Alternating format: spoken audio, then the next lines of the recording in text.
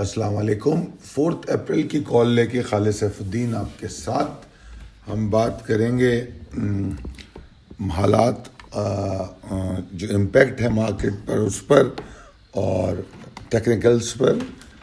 جناب علی، میں نے آج کی کال کو تھوڑا ڈیفرنٹ اسٹائل میں آپ سے بات کی ہے اور اس میں نے ٹیکنیکل بمقابلہ گراؤنڈ ریالٹیز ان دو چیزوں کو ساتھ ساتھ سمجھانے کی کوشش کی ہے، کیونکہ پچھلے 2 ہفتوں میں جو مارکیٹ جیسی رہی ہے اس سے بہرحال ٹیکنیکل تو بہت بلش ہو رہا ہے.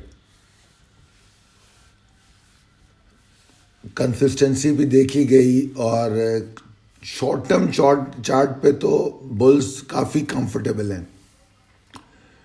جو medium to long term chart ہیں اس پہ تھوڑی سی ایفرٹس وہ اور مانگتے ہیں تاکہ اسٹیبلائز ہونے کے لیے. مگر اوور آل اگر کنکلوڈ کر کے دیکھا جائے تو تمام چارٹ بلز کو سپورٹ کرتے ہیں اور تھوڑی سی کنسسٹنسی اور والیٹیلٹی کی کمی جو ہے مارکیٹ کو اور پاور دے گی. تو اوور آل جو ٹیکنیکل آؤٹ لک ہے مارکیٹ کا وہ یہ ہے. اور گراؤنڈ ریالٹیز کیا ہیں؟ گراؤنڈ ریالٹیز یہ ہیں، ہم ایک پولیٹیکل ٹرموائل میں پھنسے ہوئے ہیں اور وہ ایک بہت بڑا ریزن ہے جو انویسٹرز کو مال بیچنے پر آمادہ کرتا ہے. پچھلے 2 ہفتوں میں ہم نے 2122 پوائنٹ گین کیے ہیں، جو کہ ایک بہت اچھی موو ہے، بہت اچھا گین ہے. اور اس گین سے مجھے بڑی امیدیں ہیں کہ آنے والے دنوں میں ہم پولیٹیکل ٹرموائل کو ہینڈل کر پائیں گے. کیوں کہ یہ ایک اچھا روم بن گیا ہے، تو 42,700 سیکیور رہا تو انشاءاللہ تعالیٰ کوئی نیا پریشر نہیں بن پائے گا. اچھا، اب یہاں پر ایک $1 ملین کوشچن ہے کہ مجھے نہیں معلوم کیا ہونے والا ہے. عدم اعتماد ہوتی ہے نہیں ہوتی ہے، کون جیتتا ہے کون ہارتا ہے. میرا سوال یہ ہے کہ جو بھی آتا ہے یا جو بھی باقی رہتا ہے وہ ریکٹیفائی کیسے کرے گا ان ڈیمیجز کو، یہ ایک میرا سوال ہے. کیونکہ میں پچھلے دنوں کافی شور کرتا رہا ہوں کہ یہ اپنی الیکشن کمپینز میں ملک کو نقصان پہنچایا جا رہا ہے. جو سب میں بڑا ڈیمیج مجھے اپیرنٹلی نظر آ رہا ہے وہ فیول پرائسز ہیں. فیول پرائسز کا پہلے بھی نہیں بڑھانا جو پچھلی سمری تھی اور بجائے بڑھانے کے کم کر دینا، وہ that was only damaging the country and economy. کیونکہ ایونچولی وہ بڑھے گا، آپ اس کو روک تو نہیں سکتے. انٹرنیشنل پرائس بڑھی ہے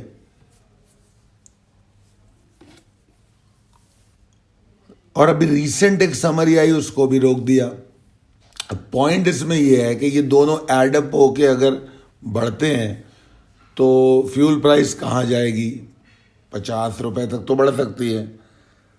اگر رمضان کے لیے کچھ کوشش کر بھی لی جائے تو پھر بھی رمضان میں تھوڑی بہت بڑھا کے عید کے بعد بڑھا دیں گے. ڈیمیج تو ہوگا. وہ ڈیمیج فیول پرائس تو انٹرنیشنل مارکیٹ سے افیکٹ کر گئی، مگر اس کا امپیکٹ جو کموڈٹی پہ آئے گا، چینی، آٹا، دال، گھی اور بلکہ ہر چیز پہ، تو وہ ایک دم شوٹ اپ کرے گا. دوسری طرف devaluation of currency continue ہے. تو ابھی ہونا کیا ہے؟ ابھی کیا ہوگا؟ کیا کیسے نئی یا موجودہ حکومت اس کو ہینڈل کر پائے گی یا کوئی بھی ہینڈل کر پائے گا؟ موجودہ حکومت میں اتنی ایبلٹی ہوتی تو اب تک کچھ سدباب کیا ہوتا، اور جو باہر بیٹھے ہیں ان کی ایبلٹیز سے ہم پچھلے کئی سالوں سے واقف ہیں. تو معاملات کچھ اتنے اچھے نہیں ہیں. اور یہ مت بھولیے ابھی ہمیں آئی ایم ایف کی طرف بھی دیکھنا ہے، جس کو ہم یہاں پر بھی ڈیمیج کنٹرول کرنا ہے.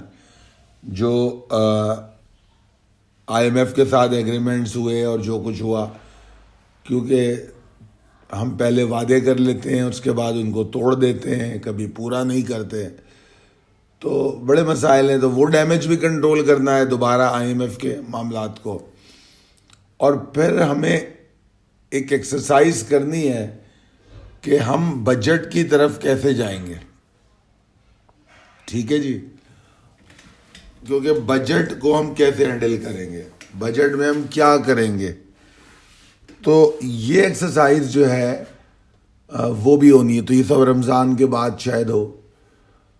تو بہرحال میرا خیال ہے کہ آگے بھی کچھ اتنا اچھا نہیں ہے. اگر میں ابھی کے حالات دیکھوں تو ابھی کے حالات تو پھر بھی مارکیٹ نے سہار لیے، مگر آگے کے حالات بڑے عجیب و غریب ہیں.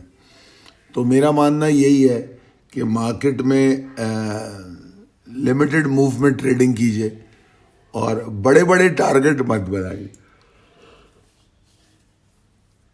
ابھی میں دیکھ رہا تھا کل پرسوں کوئی پھر 60-70 ہزار کی باتیں شروع کر دی تھی. تو یہ میرے لیے حیران کن نہیں ہے. یہ ہماری شدت پسندی ہے کہ ذرا سی تیزی ہو تو ہم 60-70 ہزار اور لاکھ انڈیکس دیکھ لیتے ہیں، اور ذرا سی مندی ہو تو ہم کہتے ہیں بس مارکیٹ ختم، مارکیٹ 5,000. تو یہ کچھ نہیں ہے، میرے دوستوں کی شدت پسندی ہے جو اس طرح کی باتیں کرتے ہیں.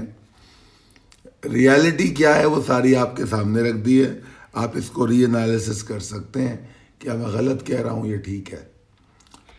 بہرحال پریسائز لیول ٹیبل اپڈیٹ ہو گئی.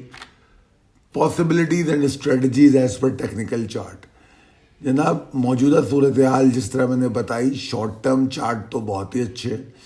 میں آپٹیمسٹک ہوں 45,162 کے اوپر لانگ کیا جائے، اور ٹارگٹ ہمارا 45,340 اور 45,520 ہونا چاہیے. یہ دو ٹارگٹ ہیں. اچھا، یہ جو دو میں نے آپ کو لیول دیے ہیں، یہ دو ایسی ریزسٹنسز ہیں جو آنے والے سیشن میں اگر مارکیٹ 45,162 کے اوپر والیوم بنائے اور ٹریڈ کرے تو مارکیٹ کو اس جگہ پہ آگے پرابلم ملتی ہے. اور اس جگہ سے باہر نکلنے کا مطلب یہ بھی ہو سکتا ہے کہ مارکیٹ 46,169 تک کے لیے کلیئر ہو جائے گی. اور یاد رکھیے گا 46,169 آخری ٹارگٹ ہے.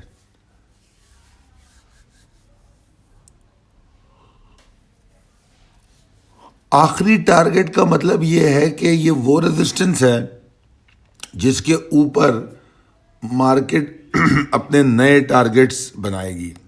ایک تو ٹارگٹ ریوزٹ ہوں گے، اور پھر جس طرح ہم بات کر سکتے ہیں کہ ہاں جی اب 48,500 جا رہی ہے یا 52,000 جا رہی ہے، تو وہاں جا کے مارکیٹ باٹمنگ کیا کرتی ہے. تو خیر یہ تو بات دیگر ہے.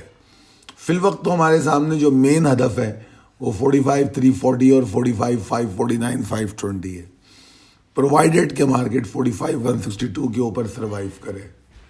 اور اگر 45,162 کے اوپر سروائیو نہیں کرتی تو مارکیٹ تھوڑی ڈپریس ہوگی، والیوم کم کرے گی، اور 45,056 کے نیچے آپ کا وہ ہونا چاہیے اسٹاپ لاس 45,056 کے نیچے. اور اس کے نیچے میں لانگ ریکمینڈ نہیں کر رہا.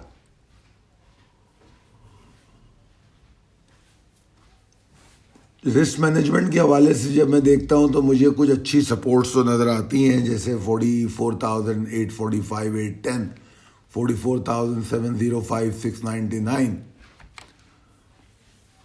مگر 45,056 ٹوٹنے کے بعد ڈپریشن اور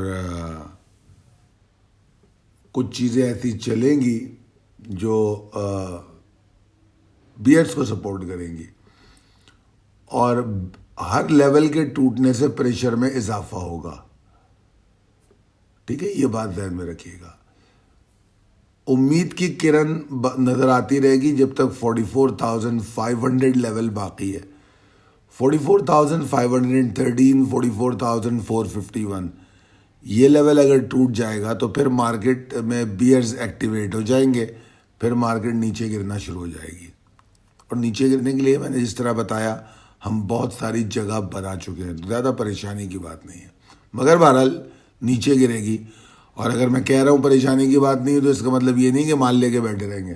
ہم نے تو آف لوڈ بھی کرنا ہے، 45,056 کے نیچے سٹاپ لاس بھی لینا ہے، اور 45,056 کے نیچے ہم نے لانگ نہیں کرنا ہے. ایکیومولیٹڈ ٹارگیٹ مطلب ٹارگیٹ ایکیومولیشن ضرور کریں گے. سلیکٹیو اسٹاک کی بائنگ جاری رکھیں گے، اسپلٹ بائنگ کنٹینیو کریں گے، اور جن میں ہمیں موقع مل رہا ہے ہم بالکل باہر نکلیں گے. ٹھیک ہے. آئی ہوپ کہ یہ کال آپ کو بڑی تفصیل سے حالات کے تحت سمجھانے کی کوشش کی ہے. بہت شکریہ. اللہ حافظ.